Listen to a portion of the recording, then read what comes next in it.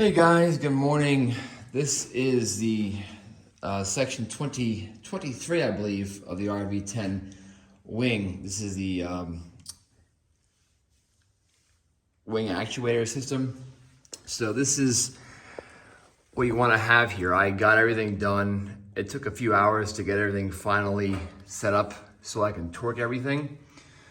So I had to modify this wing jig because I have this GSA 28 Garmin roll servo, and that adapter and this tab here is interfering with the orientation of the wing jig. So I cut a piece of the wing jig out. Just make sure you don't touch the bottom portion of that. You want to keep this flat against the aft end of the wing spar. And this hole gets, you guys can see, you get this hole here. That's how it rests into and holds it in the aileron position of neutral. So it's going to keep it in that position while you get everything set up. So this is your push rod that goes from the bell crank to the aileron, the small one, and then you have your torque tube assembly down at the end there, inboard end to the bell crank. So this is a big push rod, and you run the push rod to the inboard side. Now, before torquing anything, you need the measurement of, I believe it's 2 to the forward side of the torque tube assembly. You need a measurement of 2 and 9/32, I believe. Don't quote me on that, but I believe it's 2 and 9/32. Look in your advanced plans. And you want to have a measurement of 2 and 9/32 from the outboard side of the inboard fuel tank rib here to the center of the hole, which is going to attach to the fuselage and then go up to the control stick.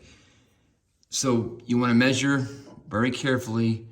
I have it all done, so it took me a couple hours to get everything set up properly, but that's right on the money.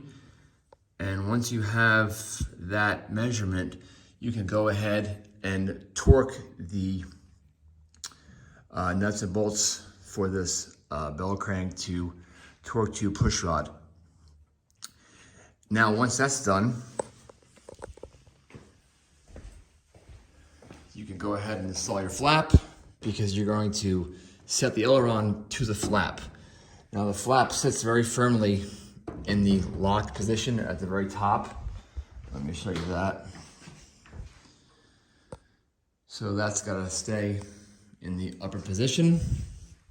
And then you want to clamp a piece of, I use a 90-degree aluminum angle, and I clamp them together so they are the exact same position. Then you want to install your aileron to bell crank push rod and adjust these jam nuts once you have the bearings set.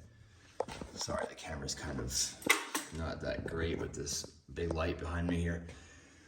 So after you have that set, you can torque everything. But once this is set, you can set that. So this is going to keep you're going to keep this in neutral and set the big push rod, and then when that's set, you want to set the little one. So now I have everything set. You want to have these pretty much, let me show you at the end here. Basically, they're going to be